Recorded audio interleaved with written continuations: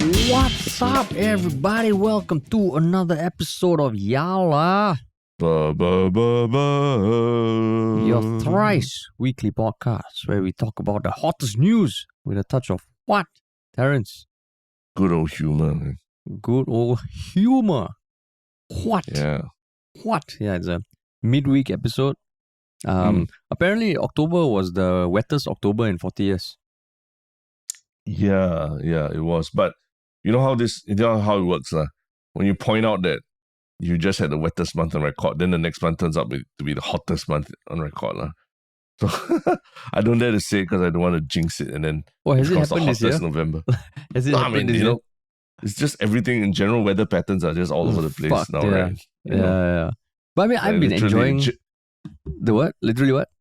It just rained, and now like the sun is out again. I can't even remember that it actually rained.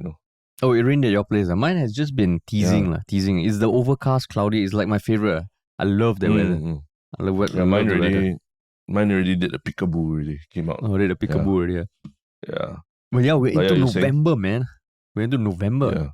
Yeah. Praying for November rain, right? Better November rain than, I mean, this one inevitable. November rain, December rain. Just the wet weather plans for the wedding and all have to think about also. Oh yeah, you doing outdoors, man? Your wedding? There's a part of it that's outdoors lah. And then just with transport, and then it just slows everything down, and the mood also. I mean, it's nice to I'm gonna use my mom's age-old tactic of either turning over your frying pans whenever it rains, or putting one chili and one onion near your window. Oh, is that the tactic? It's I guess a tradition lah. A tradition. What is it? A tactic? Oh no, it's like I was literally, I was going to literally ask you if there's any prayer or special thing you're going to do. Like, army, there's always that joke of like, you get a virgin to pee on a coconut or something like that. Then there'll be no rain during the army exercise or something. I've heard that. Yeah. What the fuck? So you select a virgin in your unit lah, in your platoon. Walao, that's just a mean way of like singling out people in your platoons, yeah. Already, or trying to uncover the virgins in your platoon, yeah. Get them to pee on a coconut. Something like that. Pee on, like, bury something and pee on it, and then after that there'll be good weather for next week or so. Oh, serious? Okay, so on first week of December, can all the recruits on Tekong please, if you're a virgin, please pee on the coconut every day? Just some point you all can come up with a roster or something, the peeing coconut roster, to just the whole week till maybe like December 12th. That would be great. Yeah, there'll be a lot of reports of dehydration coming from Tekong that week. You don't have any customs that growing up and all your parents did or something? For rain, no, nothing for rain. Is it? Nothing for rain? It might be a cultural thing. It might be a cultural thing, as in my family not super religious or spiritual in that sense from the get-go. So this one, I don't know whether it's... I don't know about you, yeah. I don't know whether it's religious or not. I mean, my mom is religious. My dad wasn't the most religious. I'm not the most religious. But I don't know whether it's is religion or just culture. Because I don't think they are praying to the god of weather or anything lah. Correct, but you could be you don't have to be religious, but you could be spiritual. Like you believe that something you do, will have an effect on the environment and the world around you and karma and all that kind of stuff, right? Then overturn a frying pan doesn't sound like it came out in the days of spirituality like 2,000 years ago or something. Maybe last time was not a frying pan lah. Maybe it was something else. It's just that now we have frying pans, so we have no choice but to use frying pans.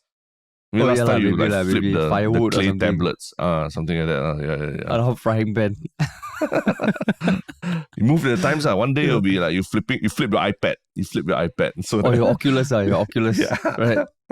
You turn on your VR program with all the like fucking 3 million frying pans, all flipped. Yeah, man. Right. But yeah, that's November. Our midweek podcast. Got some interesting topics today. A bit more lighthearted, a bit more... it's just fun. It's going to be fun. A bit more worldly, things that people around the world are talking about, not just here on our small island of 5 million. Yeah. Yeah, correct. But before that, what's our plug, Terrence? Yes, I think the last episode we talked about the potential of launching a Yalabat newsletter to, give people the option who don't, necessarily listen to every single episode of our podcast to also still stay in touch with what we're talking about, certain things we're doing. But one thing we wanted to do was to build this newsletter together with you guys. And that's why we're sourcing for ideas for the newsletter on our Reddit. We've posted a thread there, literally asking for ideas of what you want to see in the newsletter. And then, since we posted it, there have already been a few interesting comments. Any one comment that stuck out to you since? I just there were a few that said they actually find value in our One Shiok Things, or they find our One Shiok Things interesting, which is great because sometimes when I go through my One Shiok Thing, I'm like, will anybody care about this? So that was heartening lah. For you? But I kind of already know that a lot of people do DM us about our One Shiok Things time to time. So I know that people do see value in that. So I would challenge everyone to give us even crazier ideas as well, Oh, so someone did also ask for stats on how many times I tell you to fuck off every episode. I think that could be a yeah. This week, Harish told Terrence to fuck off 7 times. Yeah. So that'll be a running counter, right? A running counter. Yeah, it'll be a running counter. Then it can be the total number of fucks given. The counter lah. Total fucks given counter. You mean like total a fuck offs given kind of counter? Yeah, total fuck Like off given. kind of thing. Yeah, correct. But yeah, the link to the Reddit thread is in the show notes. If you are not on Reddit, just DM us on Instagram. We can post it on that newsletter on your behalf or whatnot. And yeah, we just want to get as many ideas as possible, man, about what you want to see in starting with like a weekly newsletter from Yalabat. That's right. Sweet. All right. Cool. All right. Jump right into it. Jump right into it. So, what is this first, like you said, lighthearted topic that we're going to talk about? Yeah, it is also steeped in the world of online content. It is the acquisition of Twitter by Elon Musk and everything he has done in these few short days. October 27th was when the deal was closed. Now we are November 2nd. So less than a week. And there's already a lot of stuff that has happened. So we just wanted to unpack it. We have no idea how it's going to turn out. But it feels like, okay, if you've been seeing it in the news, wondering what the hell is going on, feeling like, oh, fuck, there's so much to think about, to read about that I don't want to give a shit. Let us help you, man. And is there a timeline on one of your tabs, or the 779 tabs that open on your browser? Of course, man. So, the reason why most people are aware of this buyout, or at least rumblings of it, was as early as June 31st, 2022, Elon Musk started buying Twitter shares in bulk. And then on April 4th, he acquired 9.2% of Twitter stock for $2.64 billion, which made him the single largest shareholder. Then, it affected the stock price, and then Twitter invited him to join the company board, which he accepted. And then you started seeing more public discussions between him and Parag Agrawal, who was the then CEO of Twitter. Then he also started tweeting more about Twitter, running polls on his huge-ass Twitter account, which right now I think is like 120 million or something. And then around mid-April, he started trying to even get even more share. But then the board started pushing back. So on April 14th, like 10 days after he acquired 9.2%, he made an offer to purchase the company for $43 billion. And to take it private, because Twitter was on the stock exchange, it was listed. So by buying that at $54.20 per share, it would take it private. And it was like in media, media was covering it. I think we talked about potentially covering it. I don't think we covered it because at that point in time, there was just a lot of rumors and hearsay. So since then, April 15, the board came in and they started thinking about ways to push back against a potential hostile takeover by Twitter. Then the lawyers got involved. And then April 20th, Elon Musk said that he already got the money from a bunch of banks and investors and angel investors and private equity firms, including like 20 billion in cash equity from him personally. Yeah. Then Yeah. around May, he kind of like he kind of like closed. I mean, uh, said that the deal is out because he felt that Twitter, the executive board was duping the public with all their fake accounts and all that. So then, yeah, it was on July. So that was he announced his intention to terminate the acquisition. Then in August, he challenged the CEO to a public debate on Twitter's spam bot accounts. And that went viral because they both had very different impressions of how much of Twitter is actually spam. The CEO said less than 5%. Elon Musk said is a shitload more. There was no public debate. And then all of a sudden, October 3, 3rd, after the board had kind of like started work on accepting the bid, Elon Musk rejected it. Then he said, "Oh, okay, I will go ahead lah." So basically, it went from him wanting to take over, the board saying "fuck off," him still pushing, then him saying no, then the board doing their work and saying they will sue him of up to like $1 billion in damages if he pulls out of the deal. And then now here we are. He bought the company, he closed the deal on October 27, and now he's the CEO. Yeah, he's the main man, and but he's also he's also done certain things to both management and the board that have made the headlines as well, right? I mean, I believe he's fired at least 4 of the top executives at the company, including the CEO, the CFO, I think the chief legal counsel as well.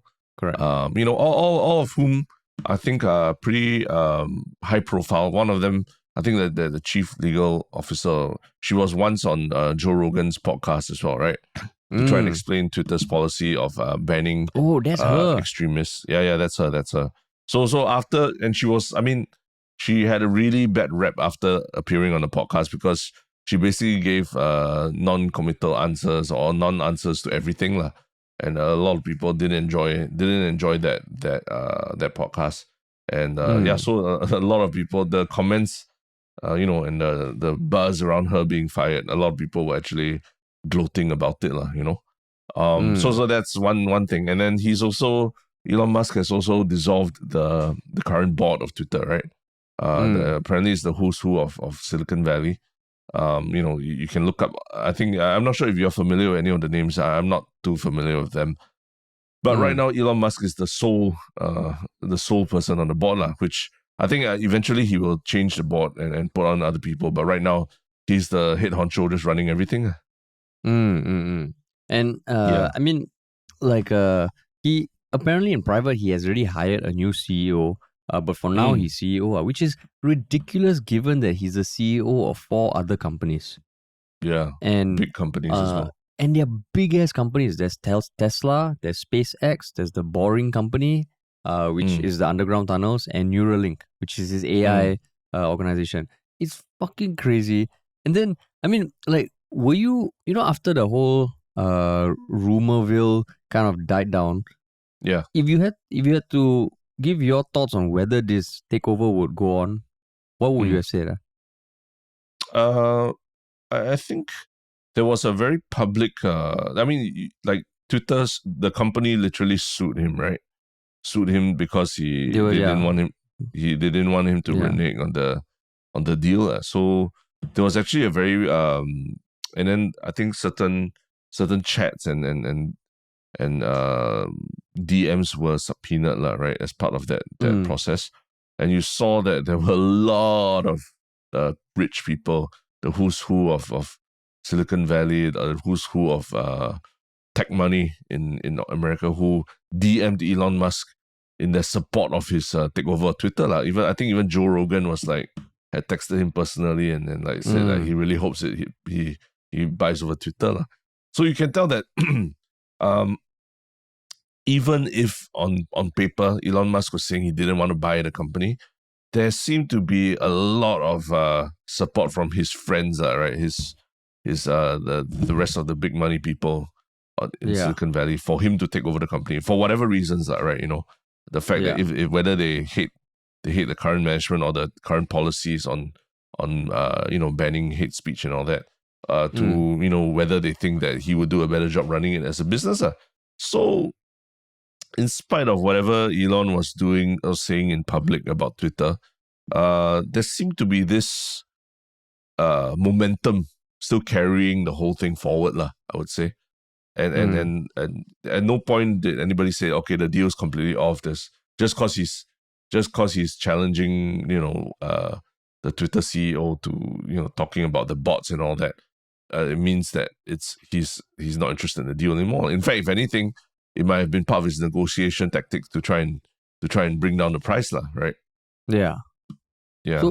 So I mean, if you ask me, I think it dropped off so much that I wasn't thinking this was going to happen. I thought this is just going to be another high power squabble that's going to be settled out of court, lah. Yeah, but for it, that's why I was damn shocked when he actually took over, and he's damn cheeky, lah. On the day he took over, do you see the video of him at the Twitter HQ? Yeah. He walked in with a sink, like SINK, and the tweet was, "Let that sink in." Yeah. So since then he's kind of been still carrying on his trolling, and I mean it's interesting to watch what has happened after that, because there was apparently an increase of 500 times for the usage of the N-word on Twitter. But apparently research also showed that that was mainly because it was a part of a concerted effort to kind of just show how no censorship on Twitter will be a problem, because there's a segment of the internet, segment of Twitter users who are fucking pissed off that Elon Musk is now the owner. Because a big part for him is he doesn't believe anyone should be given life bans. He does believe in free speech to the extent that it replicates what we experience in day-to-day life. Like the online shouldn't be any different. So there was that movement. There were calls from, I think, some of the more online activists saying that they apparently did this to Tumblr, or they brought Tumblr down after it was acquired. Tumblr was this huge blogging site, and in 2013 it got acquired by Yahoo, and apparently all the users fucking mass exodus, and it died a slow death. So that hasn't happened. In fact, there's a lot of people who are happy about this. I think generally the Conservative Party, who tend to be censored, they are happy. Elon, I mean, why I find it so interesting is because Elon Musk's inner circle, like what you said, right? The inner circle is like this next level stratosphere of people who are that powerful. And there is actually the 151-page report with all the message correspondence between Elon Musk and all this inner circle that was released as part of the court case between Elon Musk and Twitter. Then just scanning through it, I mean, you look at the text, it really feels like it's just two friends, like you and I, talk about work stuff, on message. Yeah. But this is concerning billions of dollars, and it just feels like, wow, fuck, to buy Twitter over that overnight. So I'm actually very excited to see what happens. One of the things see what happens, as in, do you Twitter, think that it will go in an interesting direction? Twitter will be a better place? I don't know whether it will be a better place, but partly because I am a consumer of Twitter, of tweets, but I don't tweet yet. Even though that's one of the things that I've been wanting to start doing, especially, where we have our audio startup folklore, and a big part of the startup community is on Twitter. So I wanted to, but why I'm interested is because, previously when we were on YouTube, on Facebook, whenever the platforms have a seismic change, it really does affect us. Whereas this one is more like a spectator. One of the latest things that got announced today, apparently did you hear about his payment plan for blue ticks? Yep. Yeah. So he wants to institute this thing where if you are a verified Twitter user with a blue tick, you have to pay them to keep the blue tick. Yeah. Every month for $8. $8 US. So essentially he's pitching a subscription model, right, for Twitter. There is previously I think advertising dollars were a very big part. I mean, it's a huge part of Twitter's revenue. I think it's close to 80 or 90% or something like that. So I think he has publicly said that before that he wants to make subscription revenue up to 50% of Twitter's revenue, which if you think about it, that's a lot of work to do, right, to get it to that stage. So yeah, I mean, it's just literally announced today. So I'm not sure how the internet is taking it yet. I think a lot of people are damn pissed off. Apparently earlier this week, he kind of floated the subscription idea, saying that it could cost up to $20 a month. And Stephen King, Stephen King, the writer, he tweeted back saying, fuck that. Twitter should be paying me. Why the fuck do I pay them? And then Elon replied saying, what about $8 or something, or some amount. So, like, this kind of announcement is really like a big change from all the content platforms out there. Like, YouTube, Facebook, Instagram, they're all powered by ads. So if he's trying something different and it's not affecting me, I'm just going to enjoy the watch, man. Yeah. I mean, what you're saying earlier, that there are some people who are very excited about this, and because I think Twitter has generally built an image or a reputation for being more left-leaning, more liberal than than conservative, right? So a lot of what a lot of people think is that more conservative voices have been silenced on Twitter, if not literally being banned, like how Donald Trump was banned, but then is by being bullied off Twitter, by more liberal, left-leaning commentators or tweeters, tweeters. That tells you how little I use it. Tweeters. So I mean, it's I think Elon Musk has referenced Twitter as like the town square where people should be allowed to say what they think without repercussion. But the reality of it is that it's that if you really just let the internet be the internet, right? It could end up becoming a real cesspool of where not everybody will want to participate, right? Yeah. And it ends up being one person shouting louder than the other. So I like you, I'm quite I'm not invested at all in the platform as a user or creator or anything, but I am interested to see where this goes, because compared to the other social media platforms where it's algorithm driven, and they always tell you that there's nobody's calling the shots about who gets banned or whatever. It's just the algorithm thing or terms of service thing, right? You're literally seeing, we talk about the build in public movement, where you build your startup or your app in public and post about it. You're literally seeing Elon Musk running polls. Like, I think he put out a poll asking whether he should revive Vine. Remember the micro video 6 site? second, the videos. 6-second videos that made Logan Paul famous. He just put a poll out there whether he should revive Vine, and I think 70% of respondents said yes, he should. So I mean, he's resurrecting all these old dead ideas from the past. So it's just kind of crazy to watch all this unfolding in front of us now, especially for I mean, Twitter is one of the big social media platforms, right? So you can't imagine it literally. I mean, try to imagine Mark Zuckerberg saying, "Hey guys, should I revive Farmville for Facebook again," and things like that, right? Yeah. He's not doing that. He's just, Mark Zuckerberg's like, "Oh, Facebook is fantastic, it's great, and now we're building metaverse and all that."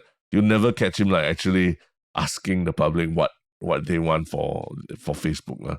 So it's just kind of crazy watching all this.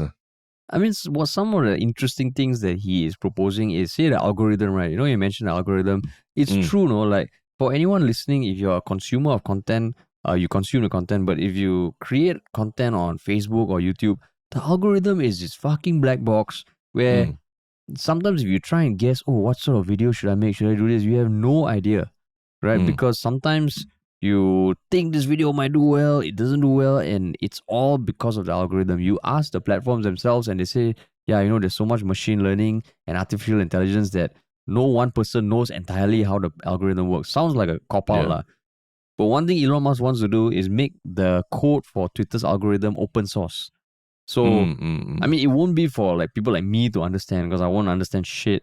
But it's for people who have access to the code to always be able to understand why tweets are showing up that way, which I think is pretty damn cool. It'd be like the first social media platform to be that open to their code. But then it's also like the repercussions or whatever he's suggesting. Because let's say that the Twitter, the subscription thing, right? One big pushback from the internet is that the blue tick actually helps a lot of like political journalists in the less developed countries be safe lah. I think some of the journalists themselves have been posting articles of how they went to jail but were kind of saved because they could prove their identity online lah. So if they have to pay $8 a month, it's gonna be tough lah, right? So then it just becomes like everything he's suggesting, which is cool. There's a lot of repercussions lah. Yeah. And I think one of the interesting things, I did listen to this podcast from the New York Times called Hard Fork, and they did an emergency podcast just to discuss about Elon Musk owning Twitter lah, And one of the things that they did point out that escaped my mind was that, remember how 10 years ago Twitter and social media was seen as like the voice for the people on the ground. It was leading revolutions across the Middle East. It was helping people escape dictator regimes and all that, right? That was just about 10 years ago, not that long ago in the history of humankind or anything. Yeah. But now, 10 years later, we literally have a billionaire walking into the headquarters of Twitter, having bought it in one of the largest leveraged buyouts in history, coming in with a dad joke, carrying a sink, right? And almost treating it like a joke like that, right? And just buying over it and just like crowdsourcing what to do with it and all. And it's no longer that voice of the people. It's just become a billionaire's plaything already, lah.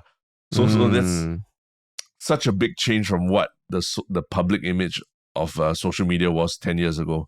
And now we're really seeing it come full circle, lah. Actually, the tech bros created the thing. It was marketed as a thing for the people, but now the tech bros are taking it back, lah. No, but actually, that's the dark side of all this, right? Because I mean, like what you said, ultimately, it just means that you always hear money moves the world. With money, you can do anything. Literally, this guy walked in and bought the fucking one of the biggest companies in the world that he now is the CEO of, right? And while you don't know what he's going to do with it, you have no idea. Yeah, you have no idea. It doesn't seem like there's one big coherent plan that he's moving ahead with. Yeah, and if it's a private company, there's a lot less that he needs to declare. So then it becomes a scary thing. Because I'm excited for what's going to change, that's assuming that he's not like a sociopath, right? But if someone with that much money, and you look at how the wealth divide is never going to get closer, the rich are only going to get richer, it just means that, if you have that much money, if you have your inner circle made up of people who also have a shit ton of money, you can do these kind of things, right? Like if we were big on Twitter, if we had big followings on Twitter with blue ticks, I'll be like, fuck this, man. How does this make sense, right? Yeah. So that's the flip side to it, the fact that people who are as powerful as Elon Musk can literally do anything they want. Yeah, and I think as the users of Twitter are trying to grapple with it, the truth is they don't really know 100% yet, right? What is the future of Twitter? So I'm sure some people are also they're not so I hate this, or I like this, I love this so much. They're kind of in the middle, just kind of waiting to see what Elon Musk is going to do. Like, is it really going to make Twitter a better or worse platform, right? They're not decided about it. But I think one thing that has been, a lot of you've read a lot about it, or you can read a lot about it, is that I think a lot of Twitter employees aren't happy with it, right? And I think there was a lot of chatter after the acquisition was first announced in April. There are a lot of Twitter employees have quit their jobs or walked away from the company. And apparently, word on the street is that there's going to be up to 25% of the workforce is going to be laid off as well. There were rumors that it would take place before November, because apparently 1st November was a big day for the vesting of shares for a lot of employees or something like that. But I think it didn't happen. But it's still out there that up to a quarter of the workforce is going to get laid off, lah. So it's not just the users, but even the employees there who are very not say divided, lah, but they're definitely anxious about the future of Twitter, lah. Yeah, and I think I've heard rumors also that Elon Musk has reportedly said it might be up to 75% people laid off. Wow. And then even earlier this year, the employees were kind of saying, you imagine your CEO and your executive committee, your board of directors are distracted by this one thing, right? From accounts of employees from the company, it has been like a ridiculous past few months, right? And then now they are doing this dance of whether they should leave or wait to be asked to leave, then because it comes with severance, especially if you're very senior, right? Like Parag Agrawal, I think is going to get like 50 million in severance or something. He's the CEO. Yeah. So it's just interesting, and like it feels like this, like Twitter for a while was always almost in a back burner. It was never at the forefront of a lot of things, but then now it's taking center stage. But just a note on why like the open source algorithm and all can make sense, because like speaking of algorithm, right, I'm looking at the Straits Times website and I just noticed that above the title, Elon Musk announces $11 monthly charge for verified Twitter accounts. The article that is shown to me as a preview above that is former actress Jacqueline Tay doesn't need a man to take care of her or for sex. Why the fuck would I give a shit about that sort of article if I'm reading an article about Elon Musk? That being said, I'm definitely going to click on it because so I know I'm not helping the problem. Yeah, it's just sex in the headline, people click. But yeah, that's I don't know how the matching, because it literally says you may like this article, or maybe Straits Times knows me that well, knowing that if I'm reading about Elon Musk on Twitter, I will still click on an article that is titled Jacqueline Tay doesn't need a man to take care of her or for sex. Yeah. So yeah. The algorithm's a scary thing. The algorithm is scary. Yeah. Shows you your inner deepest desires without you even realizing it. But I think exactly. one interesting, I guess, the reason why we are talking about it now is because now that the acquisition has gone through, I think that's a big end of a chapter, right? You know, the uncertainty. And I think now us talking about it we're just kind of taking stock of where things are at. But maybe when we listen to this in a year's time, we'll be laughing because like Twitter may have gone in some crazy direction that we might not even have foreseen. Yeah, exactly. Yeah. So I mean, like, and we, anytime there's something that's polarizing, we will think about talking about it, Because why not, man? Why not? But but also speaking about big corporations and the kind of clearing out the house, and letting that sink in and everything, right?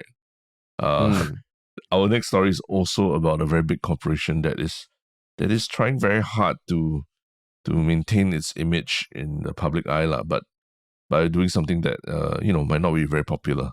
And what is this story about?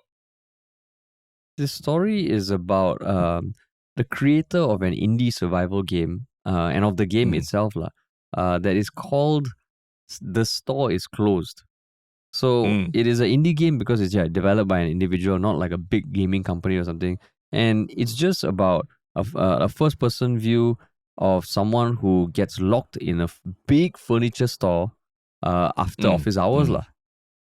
So, and you go around and the employees turn into zombies. And it's a big furniture store and the employees are all wearing like yellow striped tops. But the reason why it made the news is because IKEA, they actually sent the developer a cease and desist letter asking him to take it down. To change parts of his game.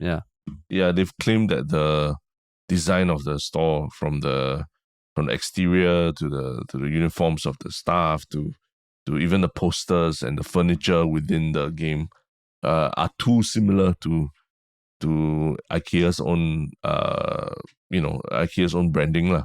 So they have sent a cease and desist letter to this.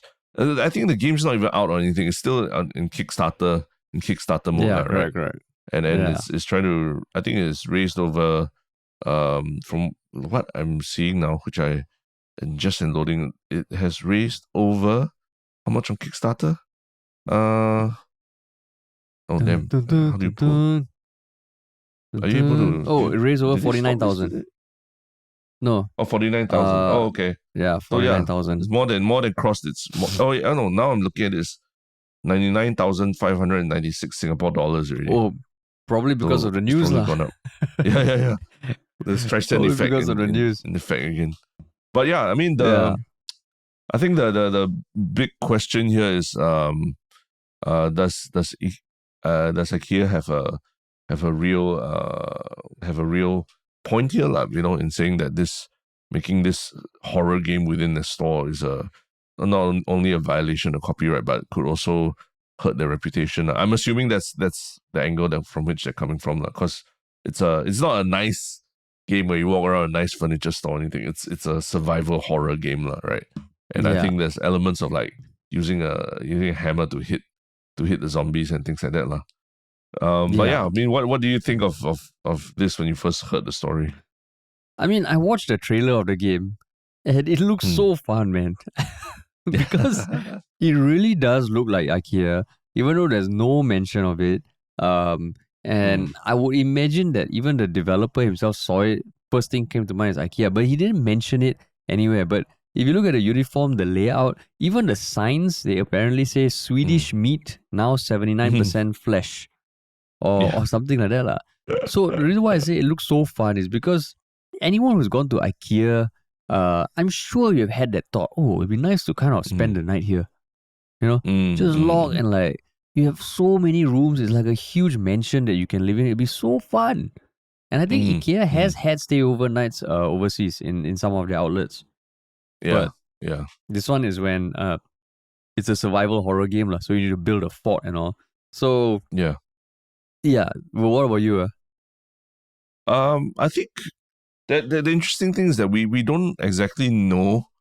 I mean, it's just a cease and desist letter, and without going into the legal parlance of it, it doesn't mean that they've actually sued the indie developer yet, right? They've threatened. It's basically a lawyer's letter that's written to threaten legal action, right?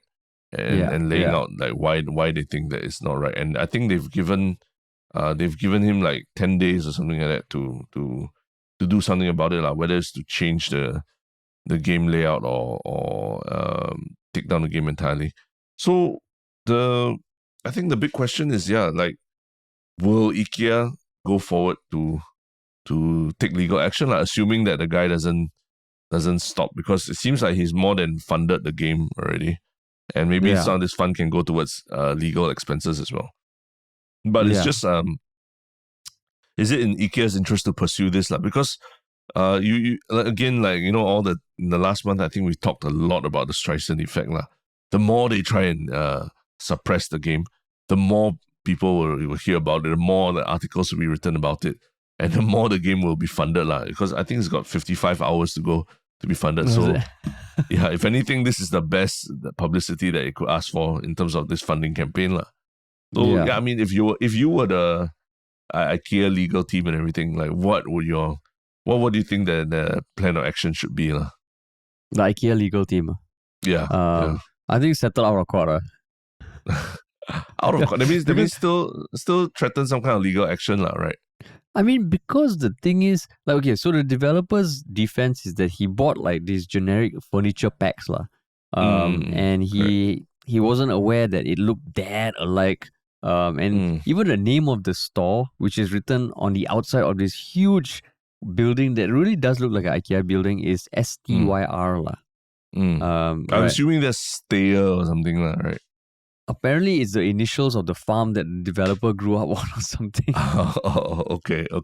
So got it. So I think the legal team, I think they can't just back off. I think they need to pursue it, but if this becomes public, right, it's the best thing for the developer, because now, as an indie developer, the one thing you want is publicity, right? You want people to know you, and he's clearly a creative guy. And apparently he's only planning to launch it in 2024. So one of the defense is you can clearly change it ahead of that lead up, because it's not even in operation yet. So I would say they have to settle out of court. But what about you? I think that to add to that as well, there's the whole David versus Goliath story going on, right? We're talking about really a solo indie developer. It's just a one-man band kind of thing. And he's just doing something that he thinks is cool, is funny and all. And that suddenly a big corporation swoops in and wants to shut it down and everything, right? So, I mean, there's a lot of bad PR that could arise out of this for IKEA that might not even be worth the game, if just left alone, it might not even make a dent in the gaming industry. People might not even hear of it, right? When when it's released in 2024, which is still a long time from now, right? Mm. But the more they dig this hole, the more they, try to, really press down with their thumbs onto this small indie developer. I think he could even set up a whole legal defense fund on Kickstarter. And I think people will contribute to that just to give a big middle finger to a big corporation, right? Yeah. So it's just, if I was straddling between the PR side versus the legal side of things, I'd be like, is it really worth that bad PR and having to clean up that PR and all that? Even if you think that it's a small gaming community or what, it's still something that you have to handle as a PR in your PR team, right? Yeah. So it might not even be worth that trouble. So that's why settle out of court. And I mean, if you think about it, like what you said, right? They're a huge company. Apparently, their revenue last year was 25.4 billion. And maybe how they can get the court, it's settled out of court is, court aside, you just invite him for a meeting at one of your IKEA stores and then lock him in. Mm-hmm. Right. Yeah. Exactly. But just to the technicalities, when you mean settle out of court, you're thinking that for him to pay IKEA for the use. No. I think this is one of those things that if they push, he has all the means to push back. And if he's smart, if he's savvy, he can spin it a lot to his benefit and like what you say, like cause a PR nightmare for IKEA. So I think at this point, right? Not even going to court in the first place, that's what you're advocating for IKEA. For IKEA, is it? Yeah, I think the moment they go to court, chala already. Chala. Yeah. They're inviting a lot of bad press. They're inviting a lot of it's very hard to win this PR battle because people are going to be like, well, what's wrong with this? It's just a joke. It's a parody. Why are you taking it so seriously? Because, IKEA marketing, they've always been quite cheeky, right? Yeah, correct. In general, like for the branding and everything, they've always been quite cheeky, quite in tune with pop culture and stuff going on. Like I remember when there was the whole fashion thing, I think Balenciaga or something did a bag that looked eerily similar to the blue recyclable bags that IKEA sells as well. And then they made a whole hoo-ha about it and all. So to me, it's like for them to suddenly get so serious and so and want to sue for something like this Kickstarter indie developer game, it just seems very out of sync with their image as a fun, a bit dorky kind of company as well. Yeah, exactly. So I think this is where they need to be smart. Like the cease and desist, okay lah, they issue it there. But the next few steps they have to be careful because it's one of those things that could spiral and like what you said, the Streisand effect lah. And honestly, if they have to settle out of court and pay a bit or maybe buy the game from him, right? I would say they have to lah. You mean just buy it and shut it down? Buy it, shut it down. Buy over his company, Yeah, because at that level of like, sometimes companies get acquired just because they want to shut down a competitor or something, right? Of course, that you can't lah, because then if other developers find out, oh shit, that's a tactic that works at the upper echelons of like corporates, they just start doing all these games that look like whatever companies lah, and then they have more like optimism to get it bought lah. But it's just something that I think the legal team also is like, maybe they don't even give a shit. Maybe they are like, fuck this. They don't give a shit, and it's just that's why it was fun to talk about lah. But would you play the game? Would you play the game? If I had access to it, I think I would at least try it out just to see what it's about.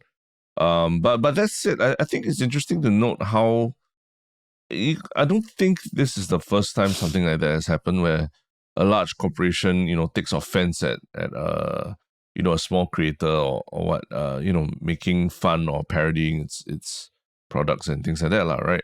I think an example a lot of people have been raising is like how Nintendo, for example, when Nintendo, the Nintendo Switch console maker, when they've always clamped down on people making YouTube videos from footage of their games and they've clamped down very hard. So a lot of content creators literally had videos struck down or taken out because Nintendo claimed copyright infringements and all that Yeah. And for a long time, I think people were very unhappy with that, and it just gave Nintendo this very this rep as very uptight company and all that, right? But in this case, in this case, maybe because it's IKEA and because a lot of people have always felt like IKEA is such a happy-go-lucky, it's kind of dorky, kind of goofy kind of place that makes enormous profits, but also is for the people, right? Because the furniture is meant to be very low-cost furniture for young families and people who aspire to build a home with very modest means. That's where they feel that it's now IKEA is betraying that image it used to have by being this big corporate giant. And maybe that's what's also driving people to react a lot more strongly to something like this than compared to how they react to Nintendo screwing content creators, right? Exactly. Because I'm trying to understand why is this such a big piece of news compared to things that have happened before? Because this is definitely not the first time this kind of thing has happened. Yeah. But I remember the Nintendo thing. I think maybe we also talked about it. And it's just one of those things in social media in this day and age what brands need to be just cognizant. They need to be cognizant of the repercussions. Like the fact that we're talking about this is again Streisand effect to the max. Yeah, correct. Yeah. And I think someone also did point out like IKEA also sometimes when they do, the in-store displays, and then when they showed like the kids' room or something like that, they also use video game art in their box in the boxes in the mock-ups right? And they parody certain video games and things like that. I think I vaguely remember something like that. I probably have to look it up to verify, but I vaguely remember them doing mock video game art on all these boxes and all that they put in these in-store displays. So people are saying, hey, if IKEA is doing that to sell its furniture, why is it taking a shit on someone doing the reverse to build a game that is based on that or loosely inspired by IKEA, right? So if you had to choose one company to build a game about in the hopes of them buying your game, right? Which company would you choose? In the hopes of them buying the game. Yeah, like let's say this one, like you are thinking, okay, let's say you're a developer, you can develop a game knowing that there is a path to it getting some traction to the point where the brand will be like, fuck this guy, Terrence, he's making a game that could affect our brand. Let's just buy his game. Which company would you do that for? Which company I would do that for? That's an interesting brand question. Is annoying? Yeah, which brand are you thinking of? I mean, I personally like IKEA, but it would probably be one of the brands that to me, I don't know, just don't make sense. Like the upper echelon brands which is like the most expensive brand or something. Like is Gucci? You're talking about luxury brands. Luxury brands. Because like IKEA, I mean, I'm a fan of IKEA, man. Yeah, I don't know, man. Maybe to me right now, Meta as a company. Dude, Meta won't need to buy you out, They will fuck you up in other ways, They'll fuck you up. That's the thing, ways. We all know Meta, and it's just it's really quite awe-inspiring, but also creepy. The things that they're able to do now, in a sense that Mark Zuckerberg is just pouring an insane amount of money into this thing called the metaverse that is supposed to be our future, although we don't really see it yet, right? And there's just so many. And then the moment anyone raises any privacy or whatever concerns there, oh my god, yeah, we didn't think about that in the metaverse you could still you could be molested and fondled in the metaverse.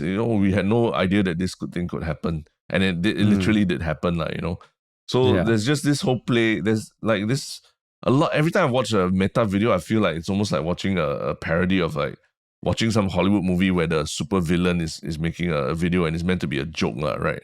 I mean, have you seen the Meta videos where Zuckerberg is like, walking around doing his thing and trying to convince everyone that the metaverse is the future? Yeah. Really, I haven't seen. I've seen videos of like that was from not recently, like a year ago or something. Is it? No. When the Quest Pro came out. Okay. Yeah, I haven't seen that.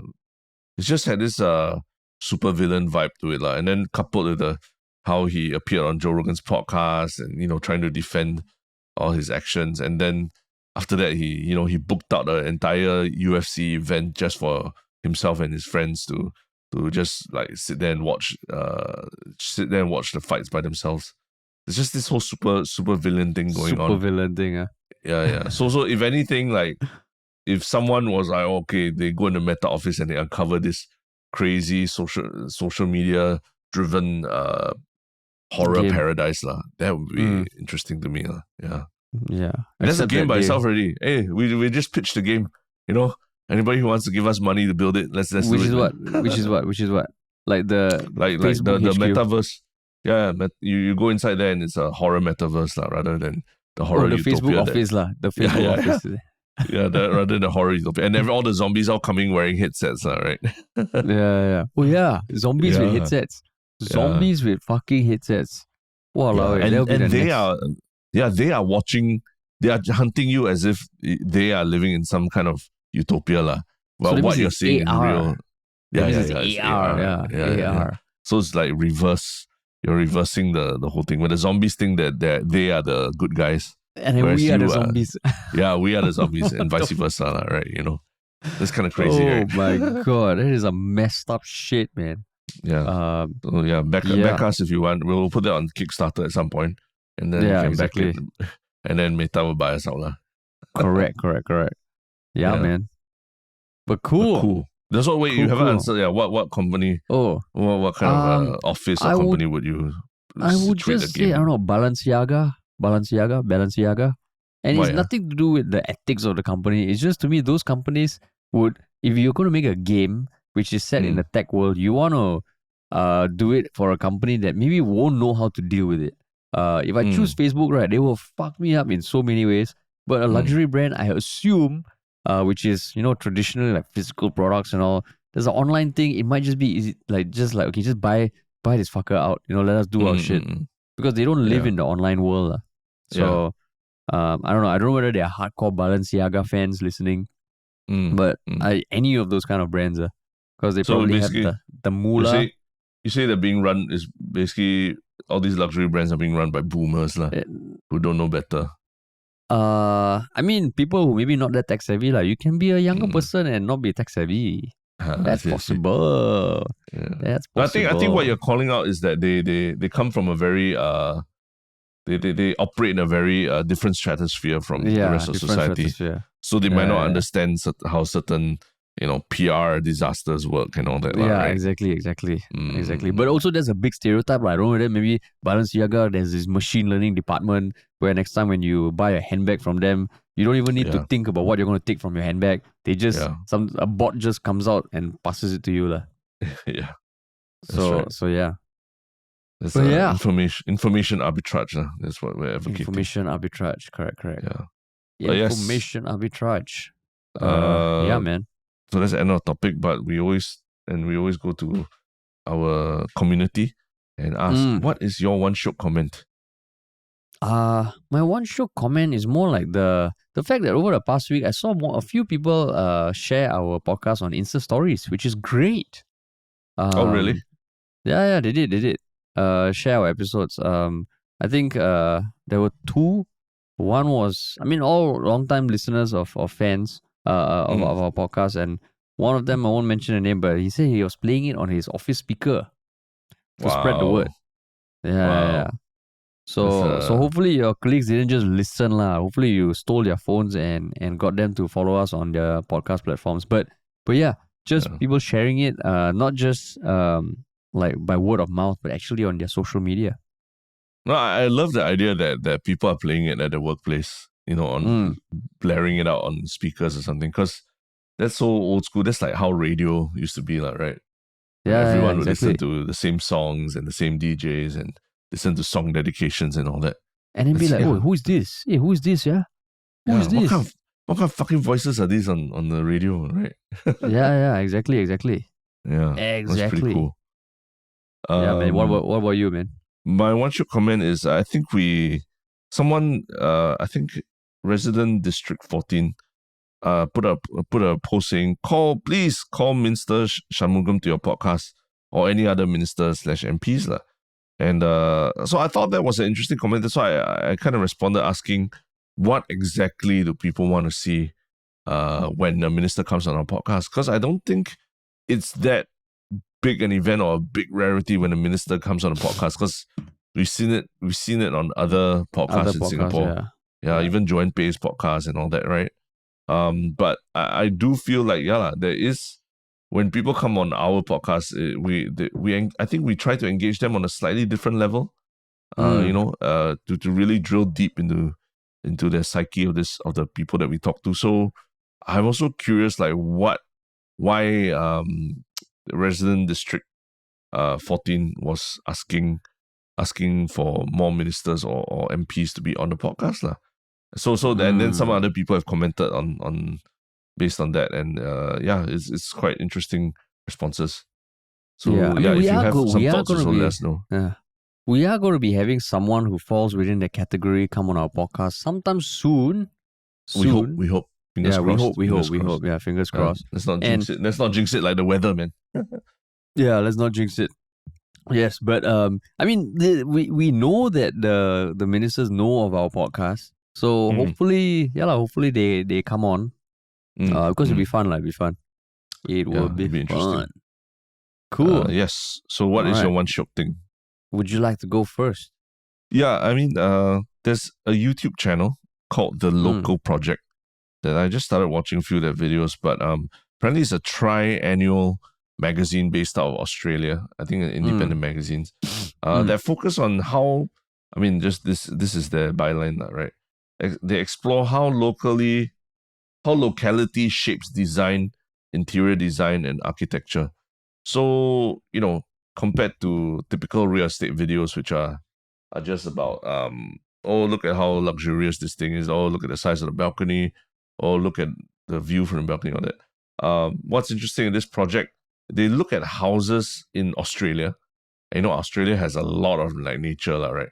They look at interesting houses that really try to blend into the locality that is based in. So, for example, the latest video is about how an architect designed a home that is almost like it's growing out of a mountain in New Zealand.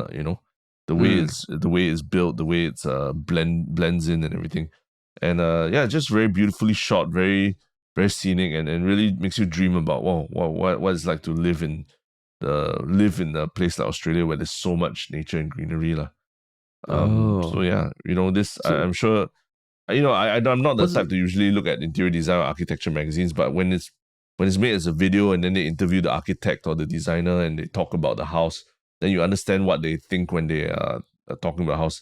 I feel that that's a lot more interesting than watching some property real estate agent kind of video. We're property Lim brothers all. Not shitting on them. I mean, they have a job to do to sell houses. But if you really want to really understand the thought process behind the design of a house, these videos are great.